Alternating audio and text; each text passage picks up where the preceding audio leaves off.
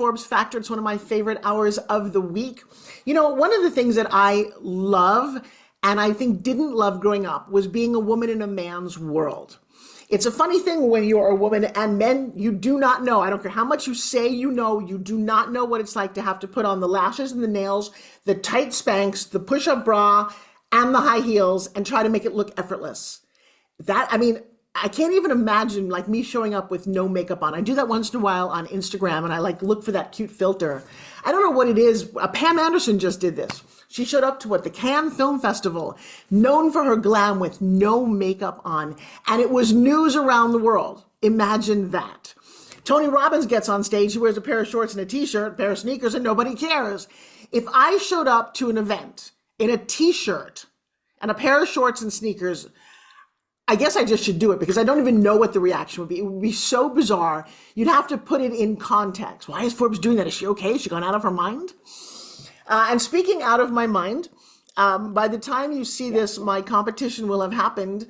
But for the last 3 months, or for 89 days today, I have been eating no sugar, no carbs, nothing man-made, living on protein, and 24 pounds lighter, 11% body fat, and I'm on June 29th of 2024 in a fitness competition. Yeah, that's where you wear high heels and a bikini. Again, I'm going to talk to you. This is kind of interesting too. Please go to my Instagram and check out all the pictures because it's a fun event. But my husband's been competing in bodybuilding since I met him. Again, male, female, get this. He wears a pair of board shorts, costs him $60, maybe $80 if he has a little sequin on it. My bikini, $480, and it's a lot less material, okay? He gets to go barefoot. I'm in a pair of hooker shoes. No, seriously, clear high heel shoes, strutting around on a stage. Just seems like we're living in a man's world. I don't know. I don't know why we do this to ourselves, and I'm not sure the point if I'm going to be changing this. Do I like it? Do I like that I can put on makeup and cover up some flaws? But I often think back to football, baseball, hockey, the word team, and then I look at beauty pageants, and I see women looking at each other and sizing each other up and being forced to compete over something that we basically don't have a lot of ability to change. So, being a woman in a man's world. Now, if you're smart, to all my ladies out there at any age, I've got one word for you: leverage. Use this to your advantage. And my guest today is definitely a woman rocking a man's world. She's also doing it as a wife. And I love the supportive nature of that. I think it's really important. One of the things that women do is we get a little tough when we're in business, and you need to find the balance. And I'm excited to ask her all of these questions. Please welcome to the stage the one and only Miss Sophia Castro.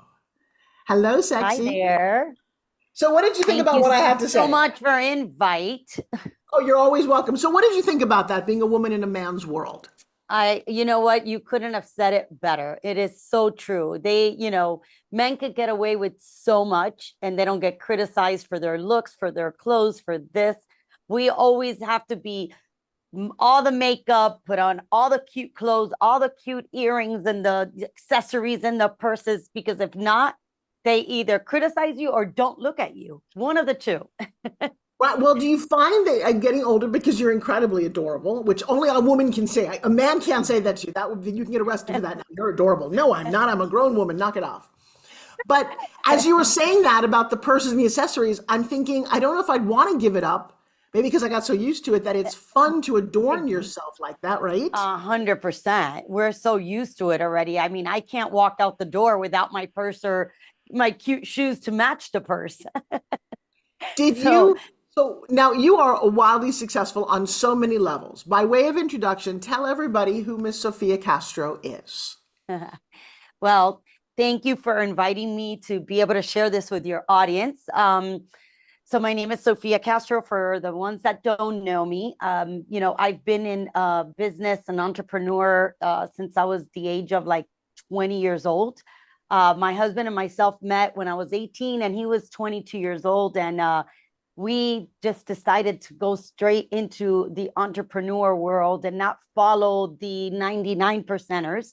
With having no high school degree, none of us, no money and no education really on being an entrepreneur.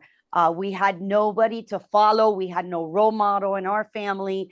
We didn't have the money to pay for a coach or a mentor. We just, Bobby had a very strong mind that he was not going to follow the footsteps of of his family, which was the same footsteps as my family. We come from very humble beginnings.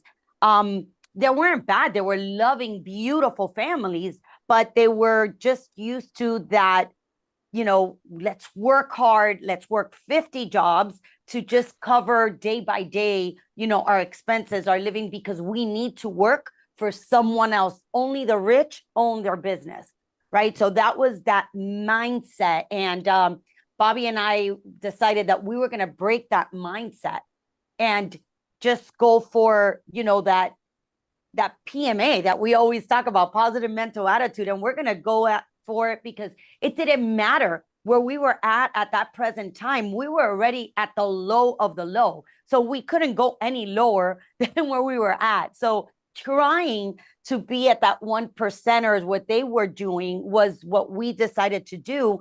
And luckily, or I don't know what you want to call it, but our perseverance, our tenacity, our focusedness really got us to where we're at today, where I don't know if a lot of you know, but we started a business with $1,700 that my mom lent us. And we were able to sell that business 20 something years later for $1 billion evaluation. And today we have about a $700 to $750 million in a real estate portfolio of multifamily across the nation. So we have luckily have been able to be very successful with nobody's help. We don't have investors. We just did it all on the belief of ourselves, of knowing that if others have done it, why can't we? Right. And that's just what we have done. And luckily, and we've been very blessed to be able to achieve, so much and create the empire that we have today. One of the things that I love about you, that level of humbleness, which I think happens when you come from great beginnings. And I too, financially don't come from anything, but have a lot of love. And I think that makes you a special kind of person. But let's break this down, because a lot of people are at square one. They've been forced to go back to square one. They had a job, they got let go. They're just starting the journey. They have no idea. So you and Bobby look at each other and said, all right, together we are stronger. We're going to do something. What was the very first venture? What was the first idea that you guys did? You know what? I'm going to tell you, and you're going to say, what? The first venture that Bobby came up with was identical to Craigslist. Craigslist did not exist at all. He thought about, a Craigslist, but without the internet back then. Right. The computers had just come out, and there were that big bulky computer that not really a lot of people had or even knew about.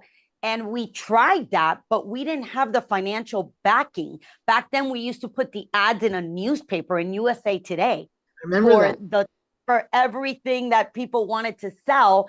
And we would try to, we were their to go place. Instead of them having to handle the calls or the selling, we would put the ads and we would handle the calls and all that stuff. We tried that for probably less than a year, because at the end of the day, we didn't have the financial backing to be able to put the ads in the papers. And also we had to do everything, and it was us too.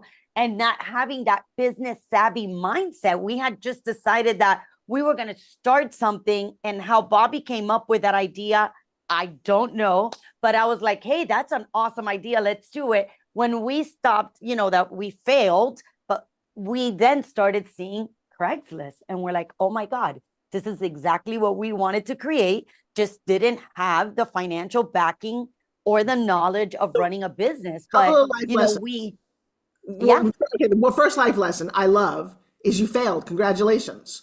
And I think that's a thing that entrepreneurs don't embrace. I had a skincare company that I put a lot of time and energy and dream into, and it failed. And it's like, wow, didn't see that one coming. I've had businesses that have been successful, not one that I sold for $1 billion, which we're going to get to. And I just want everyone to continue to listen to Sophia. You look at her and you're like, really? Really? All of that? So it's sort of like, and I think this is for me too. If you think you can do it, if we can, you can. All right. So you ventured out. I love that you guys were together. That didn't work, but you saw that it was a great idea. Next one. What did you do next? Yeah, then we went into like this one was a funny one. We read, because Bobby always wanted to be an entrepreneur, like I said. So we would read the ads. He would collect, all businesses that said, hey, you have a chance to make, $100 million. You have a chance that we would collect all of those ads and get all the, information from them. We bought a franchise for $10,000 that at that time, it was all the money we had collected between his brother, ourselves, and we bought this franchise that you would go into offices and measure their space to make sure that the office lease that they were paying per square foot Oh, was that's funny. the proper square footage that you were paying from. So if Right. we would go in and you were paying for 10,000 square feet, but it was really only 9,000, well, we would go and fight for that, 1,000 square feet that could be, anywhere between 1,000, 10, whatever it was per square feet. And then we would get 50% of the gainings from that. So we did that, but the profits were the margins were this little that we lost the whole $10,000. We were devastated because at that point we really had $0. Like we were Why? back to like square one. Why didn't you get? So Why didn't Bobby and you go say, "Hey, I just should get a job. I'm not good at this." because we were just so at night Bobby did have a job. Bobby was working for a telemarketing room in Oh the gosh. evenings where he was making some money, but that's not enough to carry our living expenses. um and then when we lost that, we both went back to work for the beginning, and I got pregnant with the oops, what? I get what? So it was 6 months into our relationship. And Oh my. at that point, yes. And at that point, we were like, what are we going to do? And I wanted to have an abortion. Bobby didn't. And, ended up being that we stayed. Thank God that we didn't, because of our daughter that today is 33 years old, Priscilla.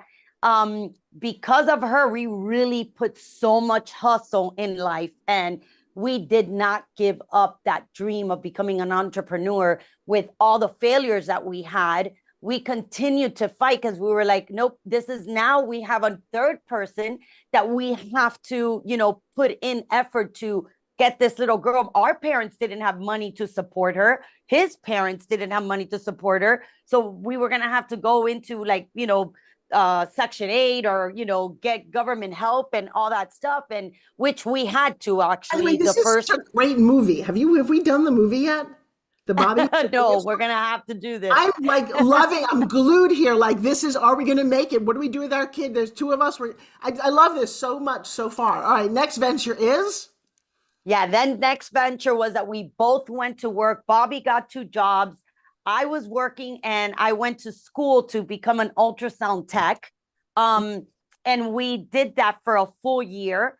And in that, we were still collecting ideas and still having our, goal boards. We're like, what are we going to do? How are we going to get there? How are we going to save up money to do this?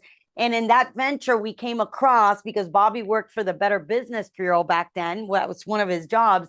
He came across one of the ads that he had requested the information on, and it was equipment leasing broker.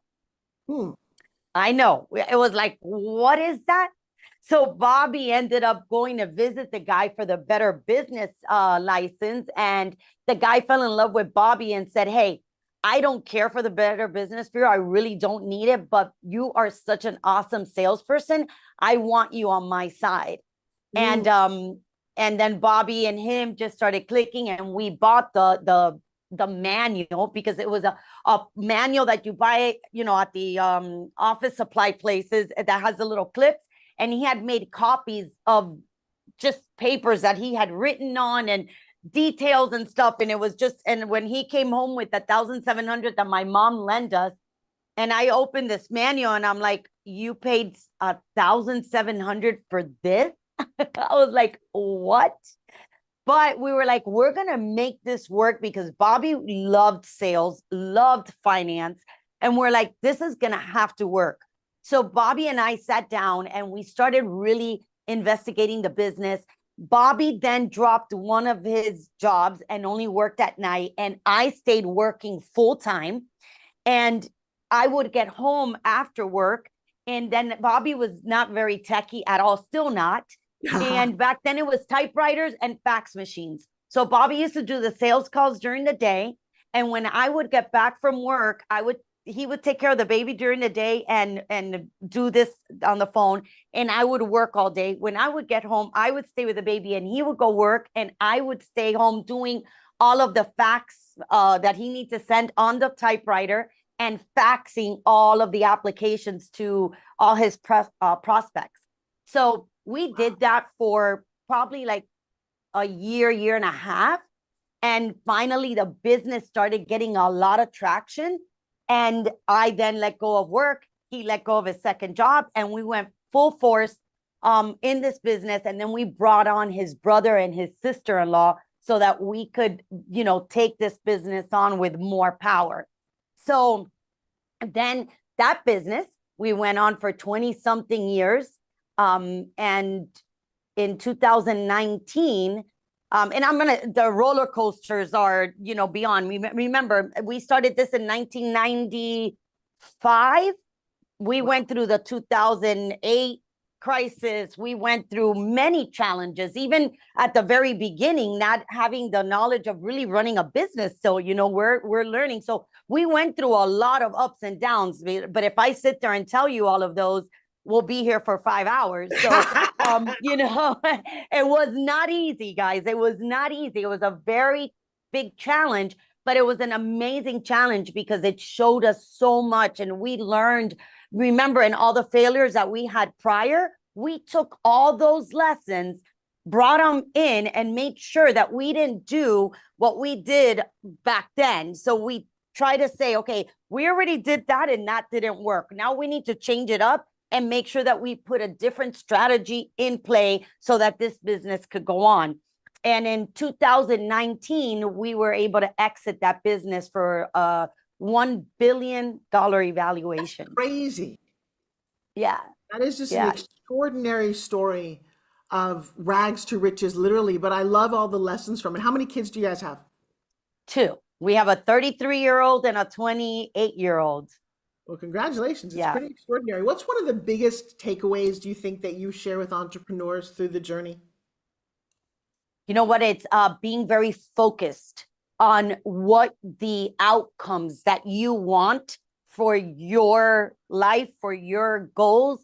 And once you focus on those goals, you're going to be persistent. You're going to be, the tenacity is going to just take over, because once you focus on something that you really want, nothing but greatness is going to come out of it.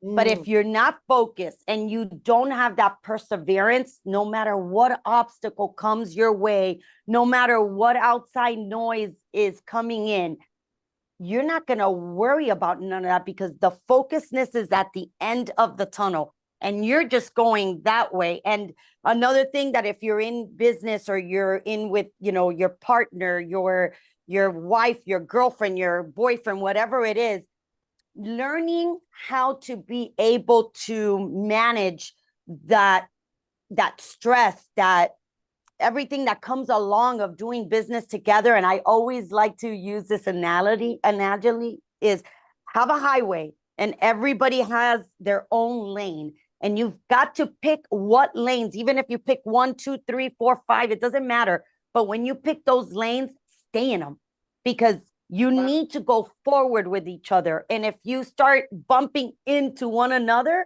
that car is going to completely crash, stay stuck.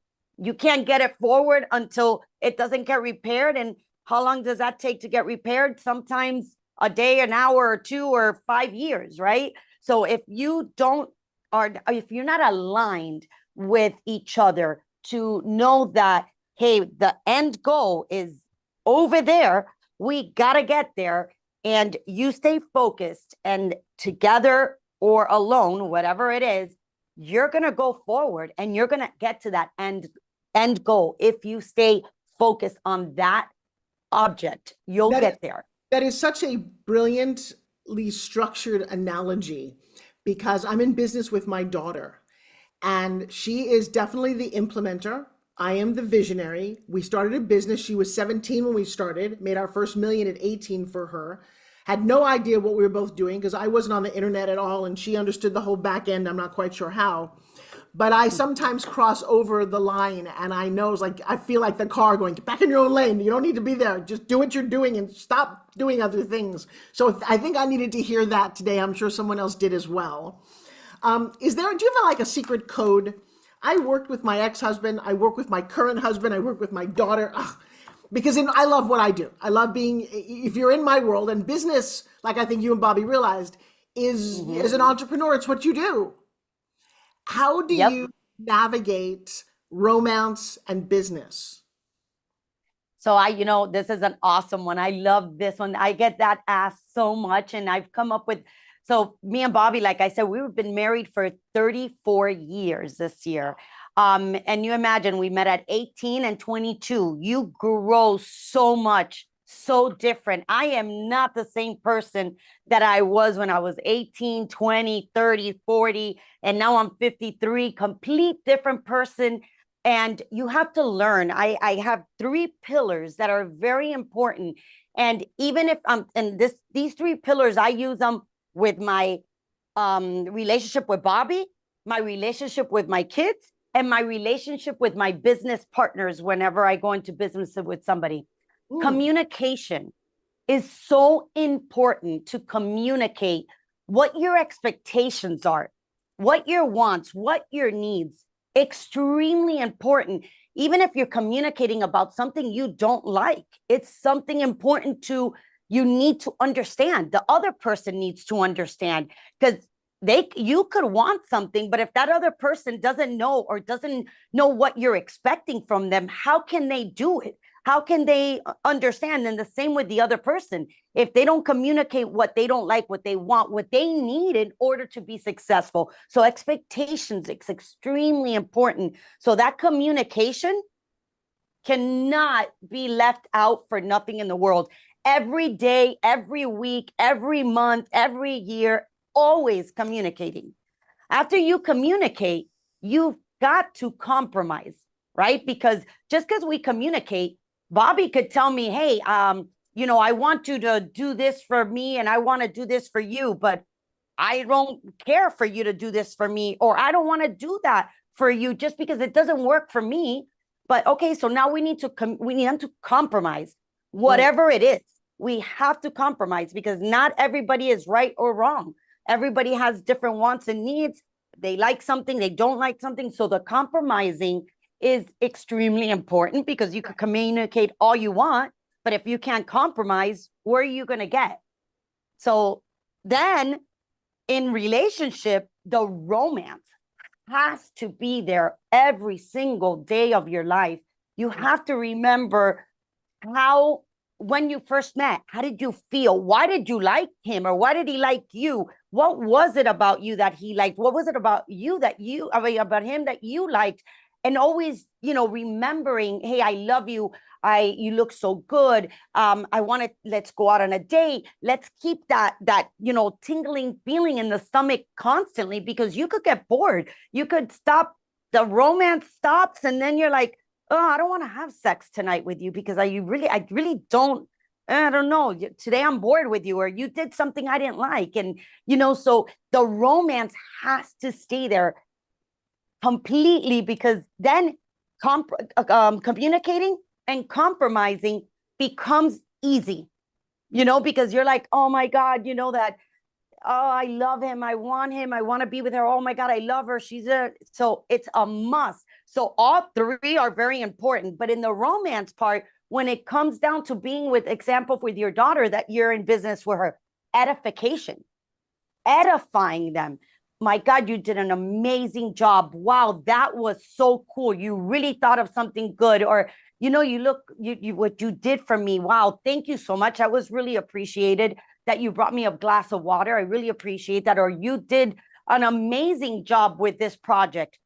Don't we all love to be edified? All of us. So if it's not your partner, in life, and it's someone else who you're doing business with, edification is also needed. So with your kids, your employees, your everybody that you're in together in life with, if you're not romantically, then you need to edify them so that when those communicating, that compromising is so easy, because you have a full 360 of everything. And at that point, being in partnership with your husband or your kids or a good friend of yours, it's so easy. Why is it not going to work? We've already done everything we need on this 350, 360 platform, that we're able to communicate, compromise, and edify or be romantic with each other. You're in heaven. I love it. Did your parents? And that's what me and Bobby have done for 34 years. Girlfriend, I can see it. I can feel it. And I will tell you that you should be talking about that more, because for me, with my first husband, it got business and personal got all mixed up, and it just stopped for a lot of reasons. Did your parents live to see you guys be successful? My mommy didn't, but my dad did. Yeah. Very Yeah. wildly impressed with what happened, how it turned out. And he was one of the ones that outside noise, he called Bobby and I crazy. You guys don't know what you're doing. You guys need to go work. You're living this fantasy life. We can't support you, and you guys are doing this and you're doing that. And later on in life, he came and apologized to us, and he was like, wow, I never believed in you guys, because I just didn't have that mindset that a person with no money and no education would be able to accomplish what you guys accomplished. So it was nice. Bobby's parents, on the other hand, they did see us, but they were always very positive about it. That you go do what you got to go do. Don't do what we have done. And so that was, nice. And Bobby's mom's still around and 85 years old and still well, thank God. And she is our cheerleader daily. Every day we get that edification from her every single day. So it's awesome. And how about the kids? Are they following you? Our kids are amazing. They're involved in our family office with us.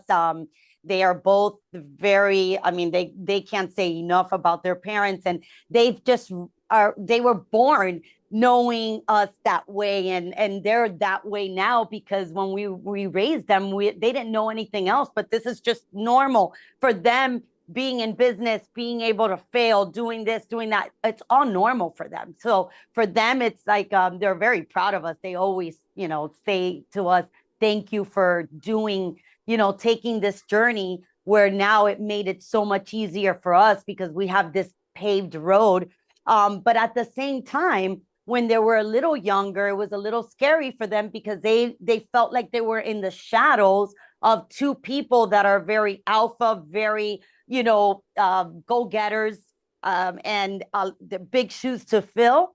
But, being able to, again, communicating with them about, hey, you are not our shadow. You guys have the advantage to being able to do whatever you want to do. And you have a mentor, you have a coach, you have everything right here. So at the beginning, it was a little rocky, especially with my daughter, because she didn't know where to fit in. And later on, she just completely bloomed. And now she's actually a life coach for the next gen, to teach them that not to feel, to be behind your parents' shadow. You don't need to feel that. You're your own person. You're able to have something that you have an advantage of being able to go out there and being who you want with someone that's already paved that road for you. So she's amazing. She's doing great. And my son's a big entrepreneur, just owns a few businesses, works with us in our family business, and our in-laws, their spouses are both in our business and run very big departments of our business, and they're amazing. So we've been very blessed. Well, it's funny. My son turned to me. My daughter's my partner for the last 5 years. My son's in college, and he's her partner in a different business. And he was in Mallorca. They were at a friend's house who very wealthy by birth, and they all wanted to go out and party. And he's like, "But I really just want to work. What's wrong with that?" He's like, "Mom, that's like my fun thing to do." And I thought, yes, that's how I Yes. raised them, right? Because the apple Yep. doesn't fall far. Is there Uh-huh. anything that you would have done different, do you think? That now that you're at this point, you see, I wish I had known or thought to do this.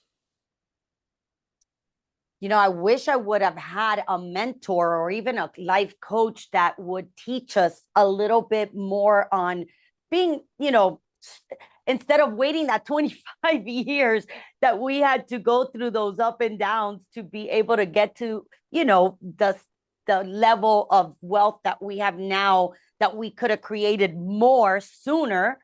But you know what? If Bobby and I wouldn't have learned the way we did, I don't know that you would have this the strength of like being so disciplined, being so humbled at the same time, and having that perseverance that no matter what comes your way, you don't crumble.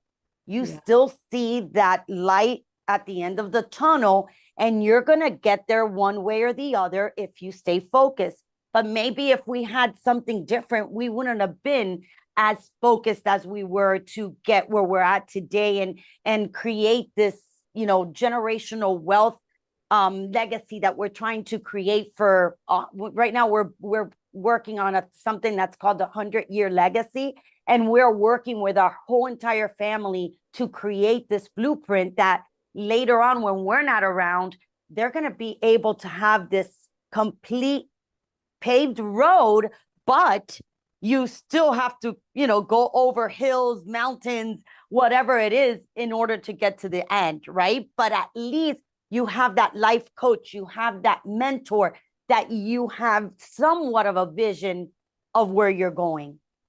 What does Sophia do for fun? What do I do for fun?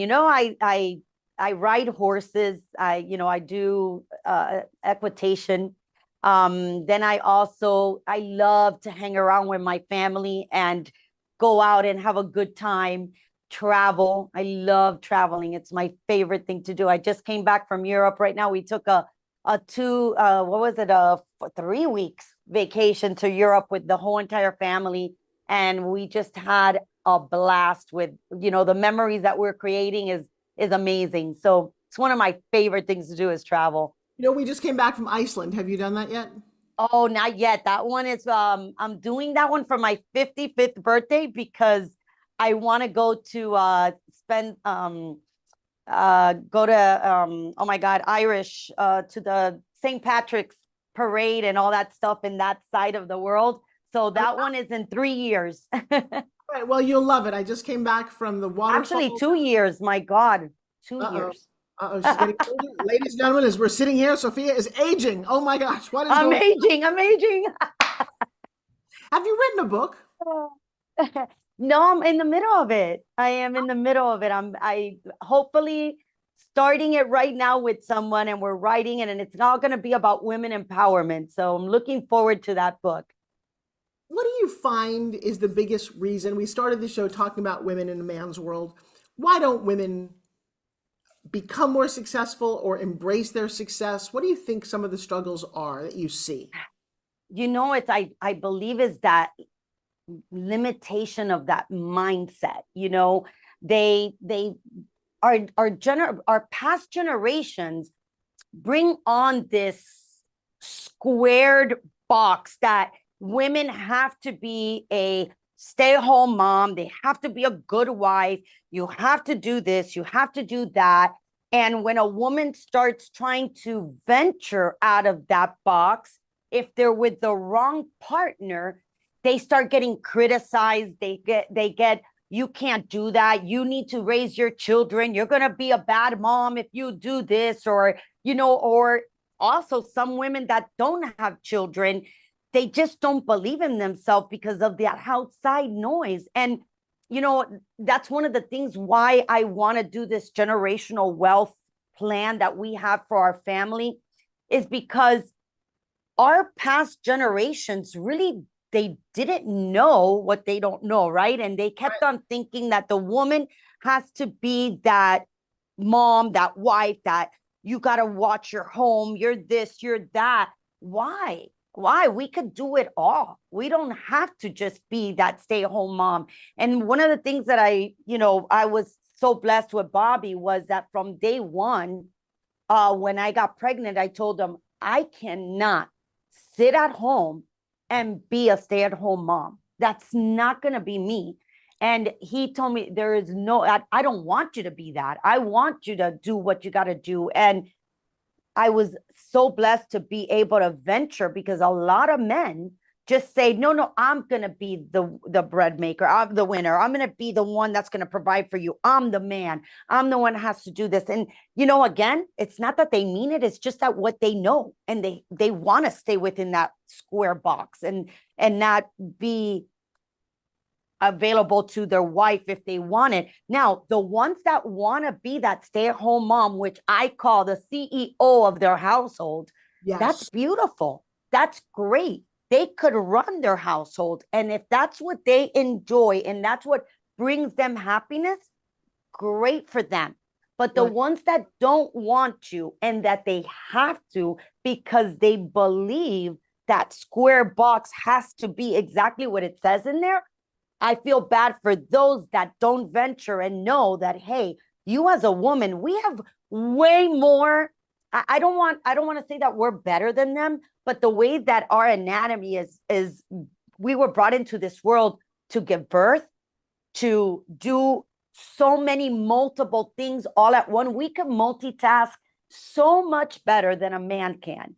And if you ever see a CEO woman and a CEO man, put them together and look at their way that they perform. And by no means do I want to say we're better or not, but it's just the way that we are. We're way more organized. We have multitasking. We're more genuine. We're more able to be more loving. Like, it's just a complete different. But a lot of women don't believe in themselves. That mindset has to do that switch. As soon as a woman changes their mindset to say, hey, I could do it too. And I could still be a mom, I could still be a wife, and I could be an entrepreneur or a CEO or whatever they want to be. You're gonna hit the sky very fast. I know. I did it. I raised my kids. Yep. For a period of time being a single mom and ran companies and did all that. Do you believe that there is a female president in Mexico now? Did you see that? Yes, I love it. I love it. I was shocked. I was shocked by her heritage. She's from Jewish descent, which I thought, I lived in Mexico for 10 years. I'm looking at a very Latino macho culture from what I can imagine. And then I'm comparing it to the US and I'm like, how come we can't figure this out? But they did. Yep. So what's your take on that? I love it. I believe that women could do anything they want. And I don't like this whole women, oh, we're the men or they don't promote us. They don't do this. We can't become a CEO because they put us down a man. No. If you want it, you'll be able to do whatever you want to get out of any corporate world, any business, anything you want to do. It's just a matter of doing it. So I don't like when a lot of women say, oh, no, but I can't become this because they put a man on top, in front of me, or when they interviewed me, the man got it because no, you interviewed wrong. You just didn't show your power because you allowed that limited mindset to take over. But if we want it, we can do it. Actually, what you're saying is not just about women. It's about ethnic. It's about age. Anything. I'm too young or I'm too old. It definitely is. You have a very amazing, and I didn't realize this about you, this beautiful mindset. It doesn't surprise me. And I teach a lot of students now. I have a very large coaching company. And I said, when I speak to someone who's successful or not successful, I will know it in a matter of minutes by the way they speak, the words they choose, and the thoughts that they convey. And the way that you are speaking echoes somebody who made it on their own, who's very humble, who's very giving and loving and romantic and wildly successful in a woman's body. There's no hesitation. And I just want all my listeners to realize this. When I speak to people who are not successful, I hear things like, well, I don't know if I should be doing this. And I'm working on this and maybe I'm working on, that just doesn't exist. Not for you, because you don't get things done that way, right? You can never get things done that way. You have to believe in yourself, because if you don't believe in yourself, who will? So as soon as, that's why I always say, once you know what you want out of life, because not everybody wants to be an entrepreneur. Right. Not everyone wants to have a successful anything. They're okay being an employee. They're okay being a follower, which is great. We all need them, right? Because without a team, you can't get things done. So it's okay. It's just a matter of knowing, what do you want from yourself? What are your expectations? And if you're meeting your expectations to the fullest, that's great. That's awesome. I just don't like when someone, woman or man, it doesn't matter, that they tell me, oh my God, I can't buy this because it's so expensive. Oh, I got to move out of here because this place is so expensive. What do you mean it's so expensive? Go do something about it. It's not expensive. It's just that you're not doing enough to be able to get it. So if you want it, go get it. It's all it is. So, that's where I get so frustrated. But if you tell me, hey, I'm in love with my job, I am the best at being at whatever I'm doing, and I am enjoying it to the fullest. Awesome. That's great. Then do what you got to do to be happy. But if you want more out of life and you're complaining because you're here, but you want to be here, go get it. Attack. Go take action, and you're going to get there. What do you want your kids to say about you? About me? Yeah. Something about that I, whatever I put my mind to, that I always got it, that I always went after it, and that I'm very genuine and loving and caring for others. I love to be able to share whatever I can to make others better. If I could give value, that's where I am the happiest. I love to help and show others that if I did it, they can too. I love that. What would Bobby say about you if I hadn't met you? Ooh, I have the strongest alpha woman in my hands. That's what he loves to say. Well, that brings up a very funny point. Are you alpha all the time, or because I'm going to share a little story about when I think that I destroyed my first marriage because I was alpha all the time. I forgot to come home and be loving and sweet and turn off business. Yes. If you ask my kids and Bobby, they're going to tell you, they say that my spirit animal is a little hairy chihuahua. That's funny. I am, Bobby does have to remind me sometimes of telling me, hey, but that's just me, I've been like that since I was a little girl. I was raised with 4 boys, and I've just always been that very strong. I'm the youngest of all of my siblings, and I'm the strongest personality out of all of. I'm the youngest by a lot. Because I was like an oops for my parents. My oldest sister is 18 years older than me, and my youngest brother is 7 years older than me. And I'm the strongest personality. I'm always the one that's, and I control all of them. Hey, we're going to do this. It's just me. So I can't change me, but I do try to be very, mindful when it comes down to, if I'm hanging out with my kids and we're not in business and we're just family. I try my best to be less alpha, and I don't know that they'll tell you that I am, but I try. And with Bobby, we have our romantic dates. I can feel that. Well, I've met your husband. He's wonderful. Do you have girlfriends? Do you have a good circle of girlfriends?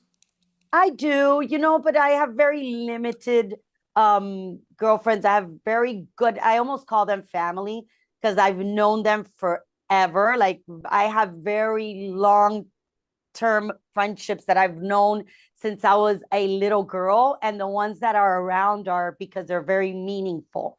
Oh, I have acquaintance, but my girlfriend, it's very little.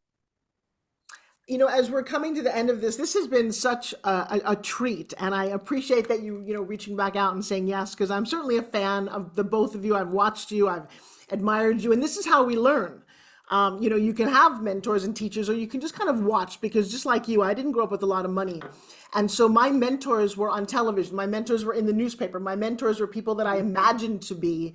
And I took the lessons that way, which is why I love doing this show or listening to podcasts as well. What is something that you would like to share with the world you think is really important that maybe they just don't get yet?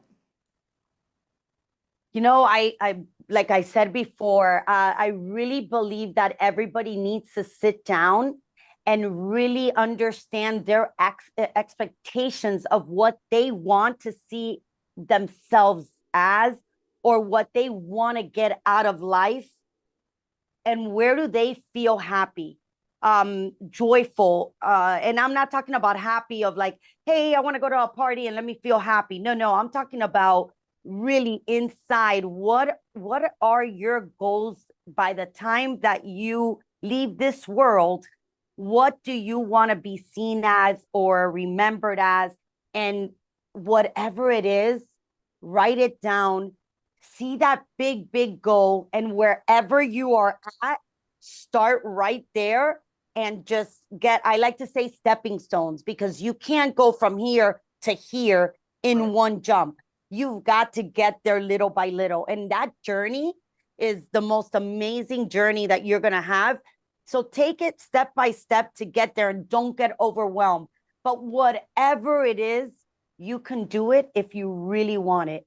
It's just a matter of staying focused on what you want to be happy inside your soul, your person, everything. Like, what is it that you want, and get it done, man. If you take action, you'll be able to get there. I'm not going to tell you you're going to get there tomorrow, but you'll get there if you really stay focused on it. When you realized that you were going to exit for a fair amount of money, you looked at Bobby. What was one of the first things you bought, or the silly thing you bought, or something you did to celebrate? The first thing I did was we were in real estate back then too, and I was doing a spec home that I was gonna, spec home is when you build a home and you sell it. And I had bought the lot. I stopped the construction and I completely did the house, because then it was on the intercoastal and in Fort Lauderdale on a beautiful lot. And I was like, that is going to be ours. I had never had a new home. We always lived in little small homes because that wasn't important to us, because we are, everything was about stacking and racking into investments to be able to create more. So at that point, I was like, you know what? I'm going to build the house of my dreams, because I had never had it and I did it. So that was my first toy that we bought, that we did for when we sold the company. That's such a smart move. What a great idea. What kind of car do you like to drive? A Ferrari. I that was my dream car since I was a little girl. I wanted a Ferrari so bad, and I finally got it back. I've had a few of them now, but Favorite color Ferrari is what? well, right now I have one that's like a lime green. It's a really exotic color. I don't want nobody to know I have a Ferrari. Okay, no, we won't say that. And then when I come down the street, nobody will see me. And then personal. Was it jewelry, shoes, purse? What was the crazy personal expense? Oh God, yes.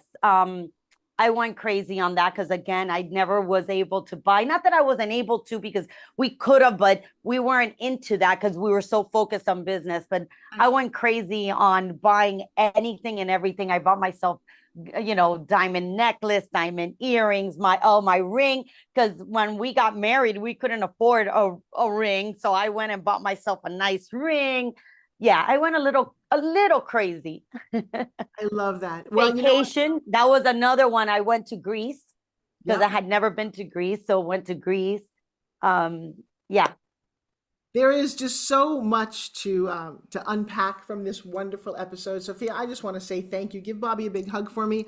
I look forward to I meeting your will. children. I think that would be a very interesting because I know how my children talk, and they're just very different from any other kids I've ever met. And I imagine that yours are as well, with the sensibility of you being their mom. That must have been very interesting growing up in that household. Yes, you should interview my daughter. You'll love her. She's so interesting to talk to. She's awesome. Miss Priscilla, anytime that you want, I will make that available. All right, you guys, Yes, it's the end. you'll have to because you'll enjoy her talk. Good. I would love that. You know what? It's one of my favorite things to do is to interview my daughter. The perspective of being 21 years old, because I had her at 42. You were very young when you had your daughter. Very different growing up. I'm glad I didn't, though. I don't think I would have, I give you a lot of credit, but I don't think I would have made a good mom that young. I just was not focused. You know what? It made me focus. So that's what I tell everybody. It's not a right or wrong. It happened. And I think it happened for a reason for me because Oh, I yeah. don't know that I would have been able to be this focused and that Bobby and I would have been able to go through all those turbulence times and made it out on the other side. I'm loving the story. I'm not cooking. You need to finish the book because I do think what we have here, and I'm going to maybe send it to a friend of mine, is a movie. Is a movie of these two I young love it. people who found each other, who nobody believes, especially the dad character just does not believe that you guys can do this, which I think is great. Have the baby Hmm. and then boom, and then exit for that. I just think it's certainly the American dream, um, but it's not a dream. It's a reality. It's called the It's American not. reality. Hard work, Yep. focus, dedication, perseverance, and a little bit of Sophia. I love it. You're awesome. Mwah. I will look forward Thank to you. trying to see Mwah. Fort Lauderdale. I want to come see the house. I know. I can't believe we're gonna miss each other, but we'll make it work. Next time we do that. Hey guys, I just want to thank everybody who's listened to this wonderful episode. What a great, insightful, amazing woman. I'm on fire. I'm absolutely on fire. I'm launching a new course, so I feel so fueled, and I feel honored to call people like Sophia a friend. You're listening to the Forbes Factor. We focus on health, wealth, and happiness, and today you got a dose of all three of them. I'll see you again soon. Be well. Bye-bye, everybody.